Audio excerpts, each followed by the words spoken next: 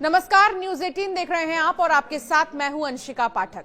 भ्रष्टाचार के आरोपों में घिरे दिल्ली हाईकोर्ट के जस्टिस यशवंत वर्मा की मुश्किलें लगातार बढ़ती जा रही हैं। इस बीच जज के घर जो आग लगी उससे जुड़ी एक एक्सक्लूसिव तस्वीर सामने आई है। ये तस्वीर जो आप देख रहे हैं ये जज के घर की ही है, जिसमें जले हुए 500 के नोटों के बंडल्स दिखाई दे रहे हैं। ध्यान से देखिए, आराम से देखिए। दिल्ली हाईकोर्ट जस्टिस यशवंत वर्मा के घर में लगी आग से जुड़ा वीडियो सामने आया है, जहां भारी मात्रा में कैश मिला था। दिल्ली पुलिस कमिश्नर की ओर से शनिवार को यह वीडियो शेयर किया गया था। वीडियो ऐसे समय आया है जब लगातार यशवंत वर्मा की आलोचना हो रही है और साथ ही वीडियो के सामने आने के बाद दिल्ली हाईकोर्ट के मुख्य न्यायाधीश डीके उपाध्याय ने जस्टिस यशवंत वर्मा के सरकारी आवास से नकदी मिलने के मामले में भारत के चीफ जस्टिस संजीव खन्ना को एक रिपोर्ट सौंप दी है। इसी दौरान जस्टिस वर्मा के घर के अंदर का वीडियो सामने आया, जिसमें जले हुए नोटों के बंडल दिखाई दे रहे हैं। दिल्ली हाईकोर्ट के चीफ जस्टिस की रिपोर्ट में गहरी जांच की सिफारिश की गई है। दिल्ली हाईकोर्ट के जज यशवंत वर्मा के बंगले में आग लगने से एक बड़ा खुलासा हुआ था, जिसमें उनके घर से भारी मात्रा में कैश बरामद हुआ था। दिल्ली हाईकोर्ट के जज यशवंत वर्मा पर लगे आरोपों की जांच के लिए सीजेआई ने 3 जजों की एक समिति बनाई। इसमें पंजाब और हरियाणा के उच्च न्यायालय के मुख्य न्यायाधीश जस्टिस, हिमाचल प्रदेश उच्च न्यायालय के मुख्य न्यायाधीश और कर्नाटक हाईकोर्ट की न्यायाधीश शामिल हैं। सुप्रीम कोर्ट ने जज यशवंत वर्मा का नाम रोस्टर से हटा दिया है और जांच जारी रहने तक जज यशवंत वर्मा कोई न्यायिक कामकाज नहीं कर पाएंगे। इस बीच इलाहाबाद हाईकोर्ट बार एसोसिएशन ने जहां पहले ही उनके इलाहाबाद हाईकोर्ट में तबादले का पुरजोर विरोध किया, तो वहीं अब Allahabad high court bar association justice Yashwant Verma के खिलाफ महाभियोग प्रस्ताव लाए जाने और उन पर लगे आरोपों की जांच सीबीआई या फिर ईडी से कराए जाने की मांग की तैयारी कर रहा है।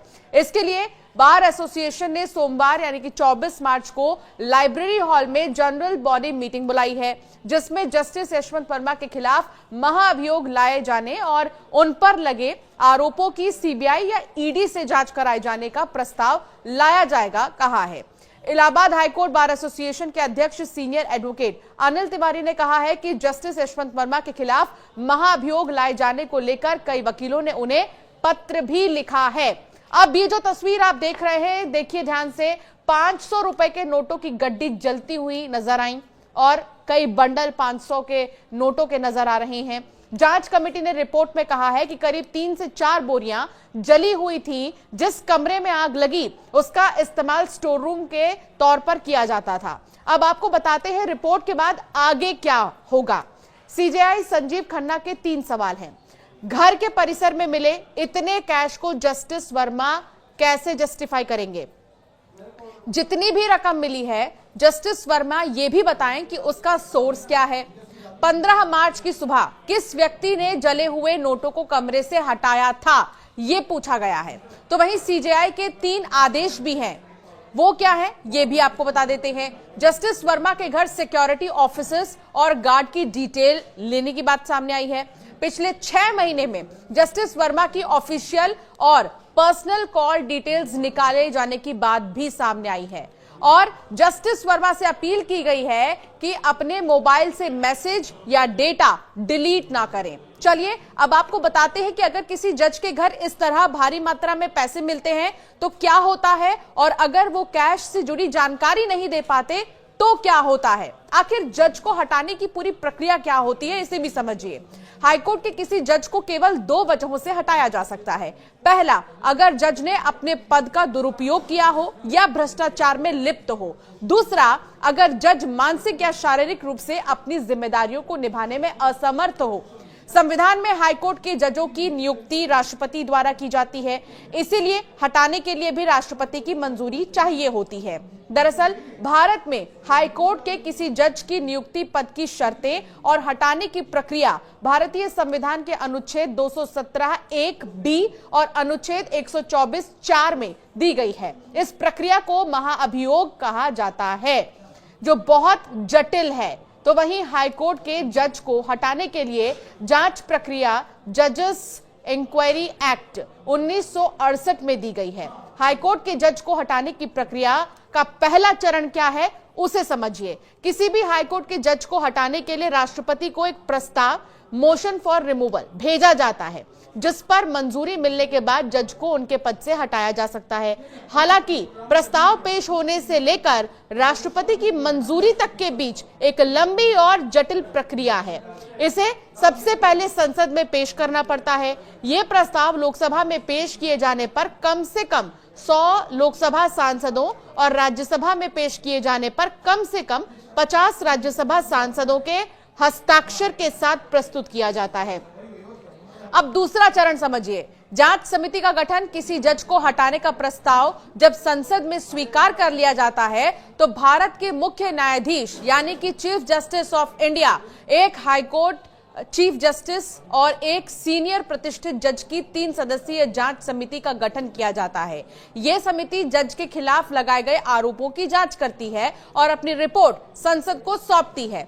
तीसरा चरण, संसद में मतदान होता है। अगर समिति आरोपों को सही पाती है तो प्रस्ताव को पहले लोकसभा और फिर राज्यसभा में बहस और मतदान के लिए रखा जाता है। जज को हटाने के लिए दोनों सदनों में 2/3 यानी कि 2/3 बहुमत से प्रस्ताव पास होना जरूरी होता है।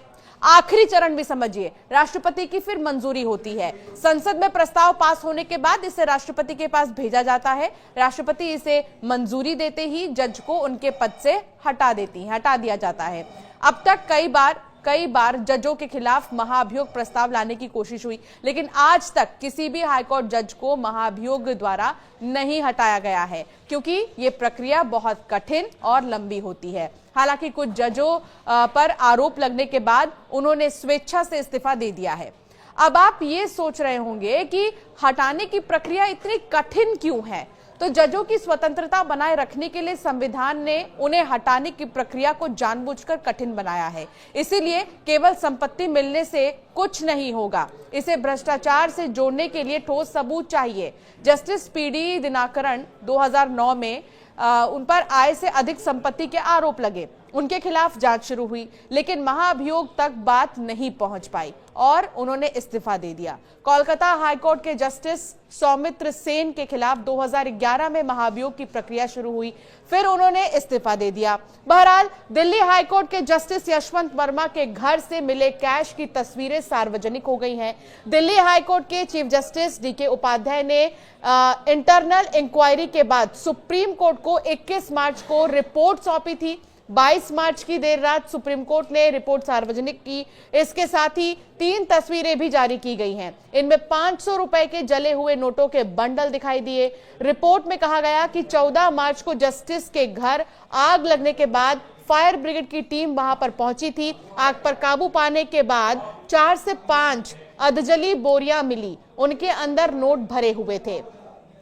उधर इस मामले में जस्टिस यशवंत वर्मा का भी बयान सामने आया है। उन्होंने खुद पर लगे आरोपों को सिरे से खारिज कर दिया और इसे अपने खिलाफ साजिश बताया है। जस्टिस वर्मा का कहना है कि कथित रूप से बरामद कैश से उनका कोई लेना देना नहीं है और ये उनके खिलाफ रची गई साजिश है। जस्टिस यशवंत वर्मा के इन दलीलों को दिल्ली हाईकोर्ट के चीफ जस्टिस डीके उपाध्याय ने खारिज किया और आग की घटना के अगले दिन मलबा हटाए जाने को चिंताजनक बताया। सुप्रीम कोर्ट और दिल्ली हाईकोर्ट के चीफ जस्टिस ने जस्टिस यशवंत वर्मा से सवाल पूछा कि 15 मार्च की सुबह पैसा किसने हटाया। इस पूरे मामले को लेकर न्यायपालिका और जांच एजेंसियों की अब नजरें टिकी हुई हैं। इस मामले में आपका क्या मानना है, आपका क्या कहना है, जरूर हमें कमेंट कर बताइएगा और भी ऐसे कई वीडियोस के लिए हमें सब्सक्राइब करना ना भूलें।